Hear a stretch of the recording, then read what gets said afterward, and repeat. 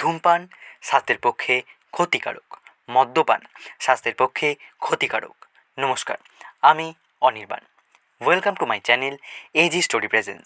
অশরীরী ও রহস্যজনক কিছু কথার এই চ্যানেলে আপনাদের সকলকে সুস্বাগতম।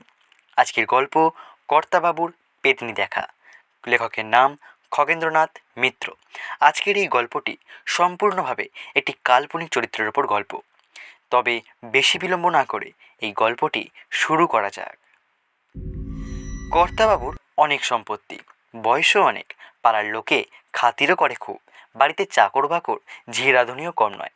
তারা থাকে মস্ত তিনতলা বাড়িখানার নিচুতলার অন্ধকার দিকটাতে, আর তিনি তার পরিবারবর্গসমূহ থাকেন, মানে ছেলে মেয়ে পুত্র পুত্রবধূ নাতি নাতনি প্রভৃতিদের নিয়ে দোতলা এবং তিনতলা জুড়ে।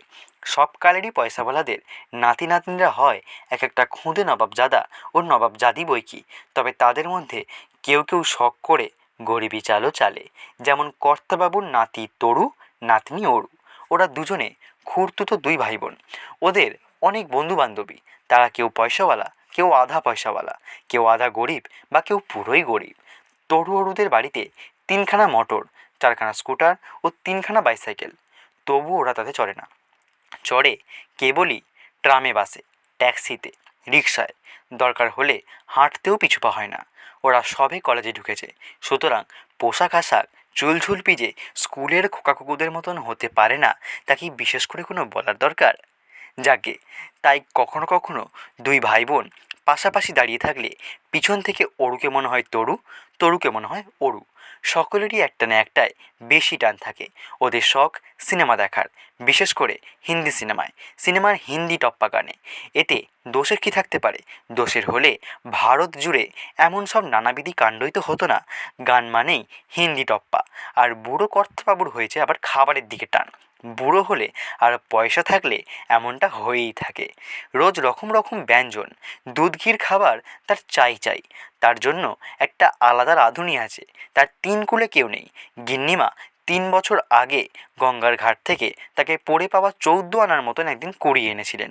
মানুষটির মুখে কোনো কথা নেই, রাধেও বেশ ভালো, জানে ও শিখেছেও অনেক। কিন্তু সব দিন সবটুকু নুন ঝাল সমান হয় না। কর্তা সেদিন বড়ই ক্ষেপে যান, বলেন, দূর করে দাও ওকে, আমার পয়সা সস্তা।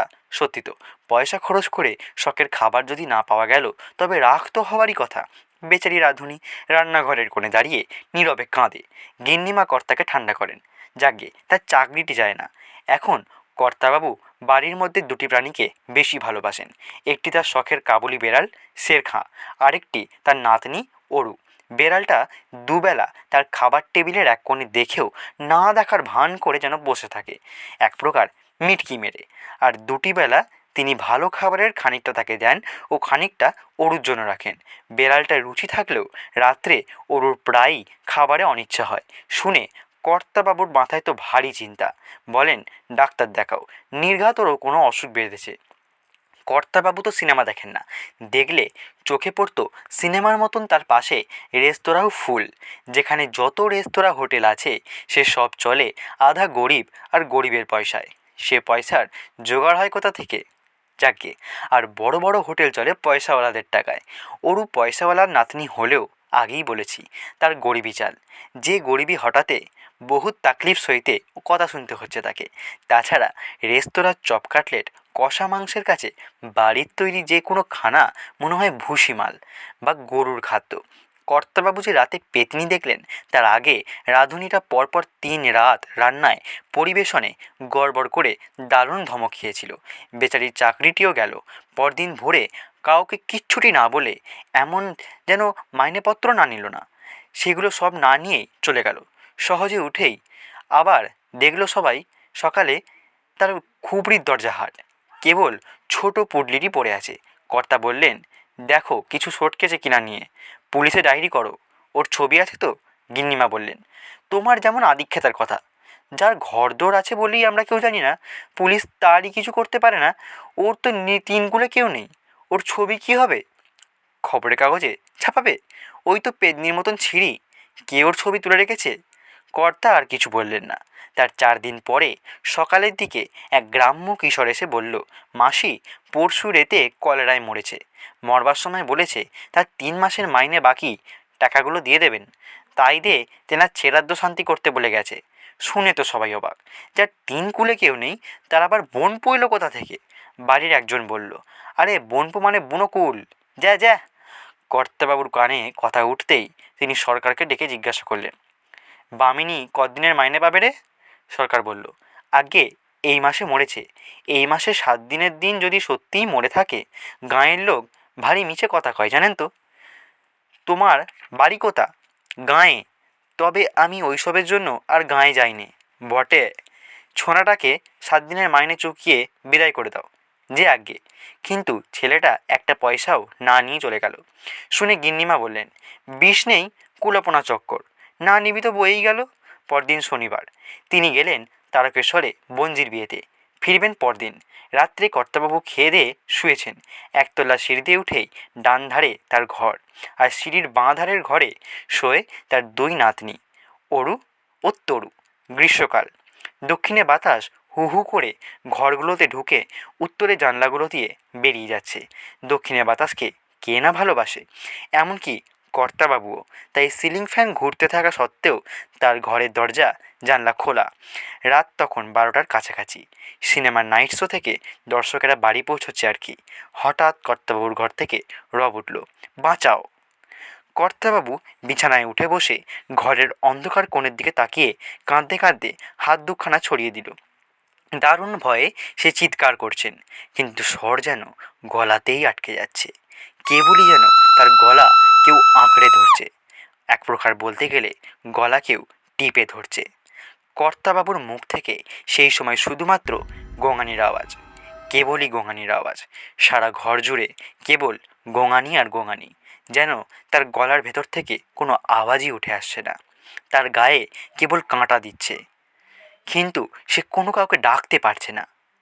এই শব্দ ক্রমেই উচ্চগ্রামে চড়তে লাগলো। তারই সঙ্গে একটি মেয়েলি গলা শোনা যেতে লাগলো, দাদু, আমি আমি এসেছি। কিন্তু দাদুর মনে কর্তাবাবুর ভয়ার্ত চিৎকার বা গলার স্বর তবু থামে না, বরং আরও বাড়ে। শেষে তা চিড়ে গেল। ততক্ষণে বাড়ির প্রায় সকলেই ছুটে এসেছে। ঘরে বারান্দায় আলো। তারা দেখল কর্তাবাবু বিছানায় বসে 2 হাত ছড়িয়ে হাঁ করে কাঁপছেন। চোখ দুটো কপালে উঠেছে। আর তার সামনে কাঁচের গেলাস হাতে হতভম্বের মতন দাঁড়িয়ে আছে তার নাতি অরু। হইচইতে কর্তাবাবুর সম্বিত ফিরে এলো। তিনি অবাক হয়ে এদিক ওদিক তাকাতে লাগলেন। অরুর বাবা জিজ্ঞেস করলেন, বাবা, আপনার কি হয়েছে? কর্তাবাবু বললেন, দেখলুম বামিনীটা এসে মাইনে চাইছে। অরু বলল, দাদু, বামিনী কোথায়? আমি সিনেমা দেখে ফিরে আপনার কুয়ো ঠান্ডা জল খাবো বলে যেই জল গড়াতে গেছি অমনি আপনি উঠে বসে গঙাতে লাগলেন। এই ঘরে তো আর কাউকে দেখিনি। আপনি কি আমাকে পেতনি ঠাউরেছেন? কর্তাবাবু উত্তর দিলেন না। তারপর মনে মনে হাসতে হাসতে যে যার মতো নিজ নিজ জায়গায় ফিরে গেল। আর নিভল আলো। জ্বলতে লাগলো কেবল কর্তাবাবুর ঘরের আলোটি। তিনি ভূত পেতনিতে বিশ্বাসী। তার কথায় বিশ্বাস হলো না কারুর। রাঁধুনির বোনের বাড়ির ঠিকানা না জানায় সরকারকে তার শ্রাদ্ধের দিনে কালীঘাটে গিয়ে তিনি মাসের মাইনের পুজো দেওয়ার হুকুম দিলেন। সরকার মনে মনে খুশি হয়ে বললেন, যে আগে, এবং নির্দিষ্ট দিনে কালীঘাটে গিয়ে নিজের নামে 5 শিকের পুজো দিয়ে এসে কর্তাবাবুকে প্রসাদ দিল। কর্তাবাবু নিজের ও নাতনির মাথায় প্রসাদ ঠেকিয়ে তারও নিজের মুখে কিছু দিলেন। তারপর থেকে কর্তাবাবুর ঘরে আর কখনো পেতনির আওয়াজ ঢুকেছে কিনা এমন কথা শোনা যায় না। তা আপনাদের ঘরে কখনো পেতনির আওয়াজ হয়েছে? জানাবেন কমেন্ট করে।